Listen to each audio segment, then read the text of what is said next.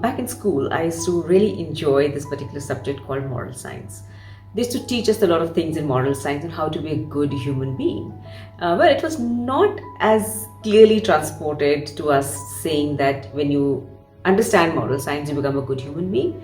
But it was about how do you meander your way through the world by being a better person, by being cognizant of people around you and of the world around you. So you help your elders. When you're traveling in a bus, you give seat to people who are older than you.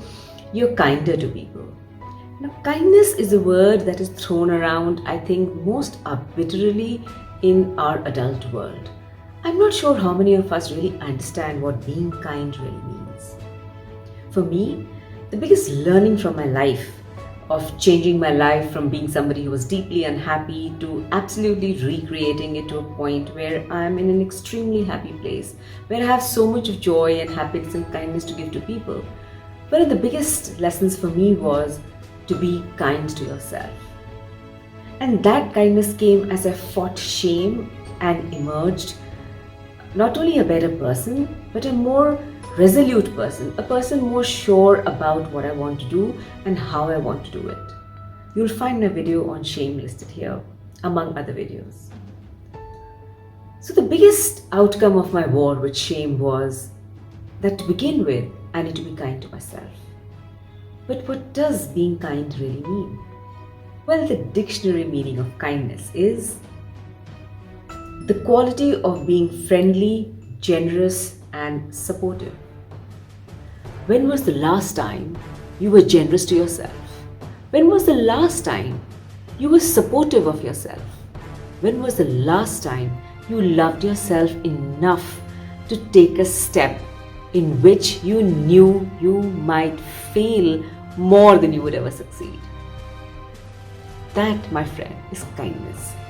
Kindness to let yourself do what you want to do, and if the outcome is not what you expect, you still cheer yourself on. You still be your biggest cheerleader and say, so what? You tried. I don't know if you remember, there used to be this old song in a movie which was actually a prayer for this particular school. It goes like, दूसरों की जय से पहले खुद की जय करें, हमको मन की शक्ति देना, मन विजय करें. I may have sung that as a child, but as I've grown older, this song comes to me so often. And I realize how hard it is to be your own cheerleader, how hard it is to be kind to yourself. Now, I'm not talking about being narcissistic, where you feel जो तुमने करा है वही सच है, वही सही है, and you're totally ignorant of the people around you, ignorant of your effect on the people you love. I'm not talking about narcissism. I'm talking about the opposite of it. I'm talking about those of us who are very hard on ourselves, where we don't take the time to celebrate our joys, our successes, but we spend our entire time hounding ourselves down and say, hey, how the hell did you get this wrong? How did you fail so much on this? I'm talking to people like those, to people like how I am, how I was. The last person I was kind to was myself. And not because it was a choice I made, but because I didn't know how to be kind to myself. So how do you become kind to yourself? Well, there are no black and white answers of how do you become kind to yourself. But here's the story that led me to a point where I first came face to face with making a choice of whether going hard on myself or choosing kindness. Well, I am everything about my own stories, and you could find more of those in my videos here. So here I was, fighting my battle as a single parent. I hadn't told my parents about it, and so I never took any financial support from them. I was meandering through life. I had just joined this fantastic IT job, which was one of my goals as I was shaping my career. And it was a hard job in a way that, we were working with our teams overseas. And so there were nights that I would have to be in office for a really long time. So one of these days, when there was a lot of work happening at office and there was a product release happening in one of the projects, it was needed of me to stay back and make sure that I was working with my team. Now, keep in mind that I worked in a fantastic company, so there was no kind of a pressure on me to stay back, or there was no explicit expectation that I would stay back. It was a choice that I made, that I needed to stay back later in the office. And I'd made that choice knowing very well that one of my kids was unwell at home.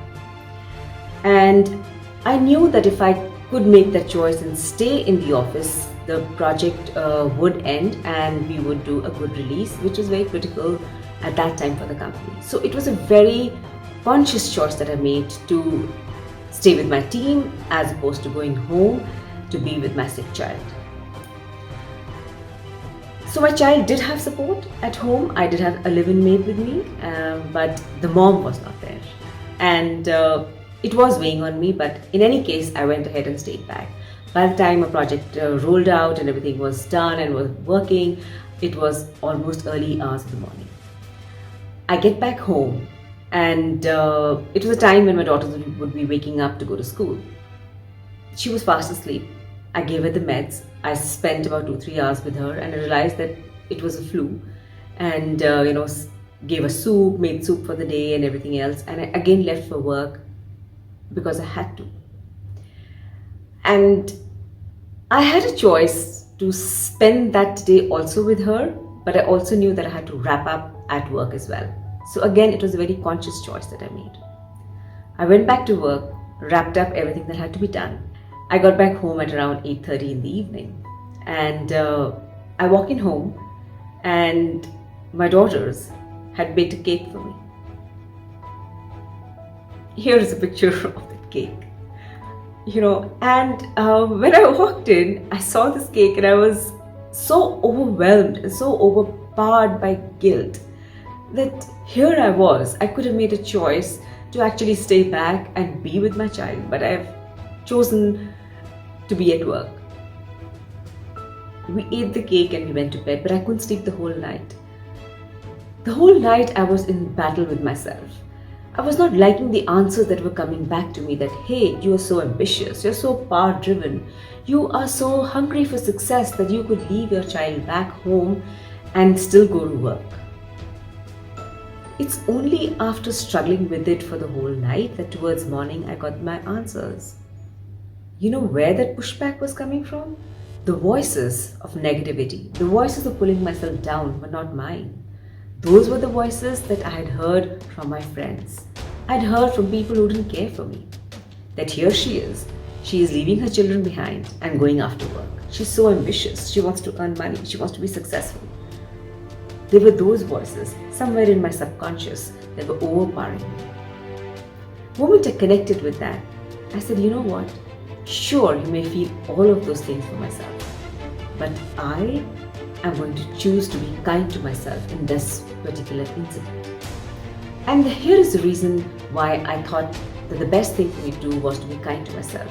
Because, sure, my child was unwell, but I had help. I had good, trusted help that could take care of her at home. She was safe, she was cared for. At the same time, I owed as much loyalty to the company, which was helping me put food on the table. It was nourishing my children. It was helping me rebuild my life.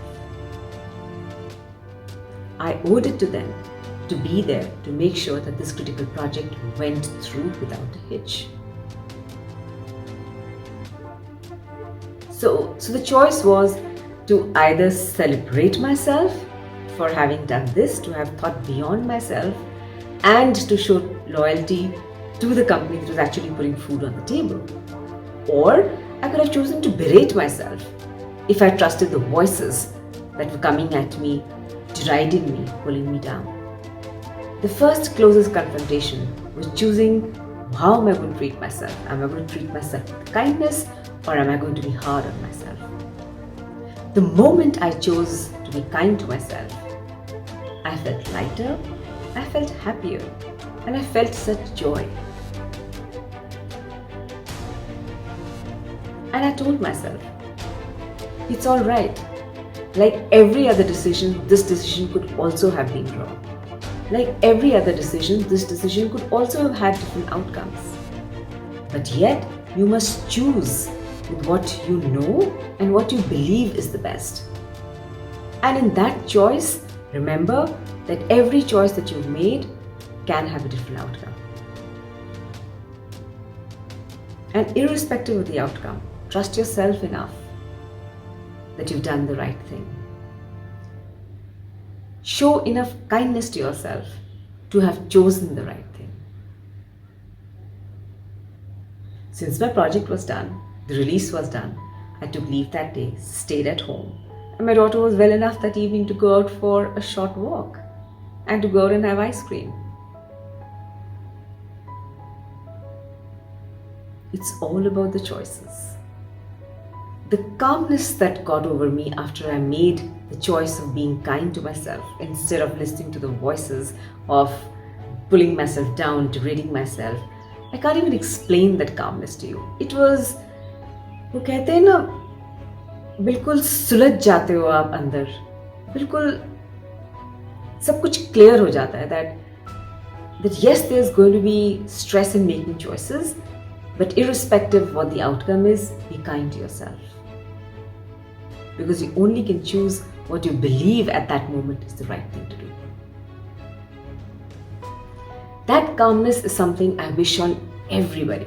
I especially wish it on young moms who are so ridden with anxiety, because unfortunately for women, the choice of career path as well as raising families always is at a crossroad. And especially the younger the mom is, the more harder it gets. But what is this calmness? How do you define it? How do you come to it? We're going to be talking about that in the next video.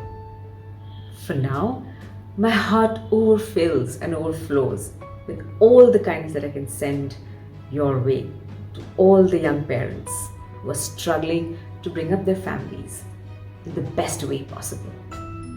A big hug to each and every one of you. It's the hardest job, but boy, is it the most fulfilling. Till I catch you next time, be kind to yourself.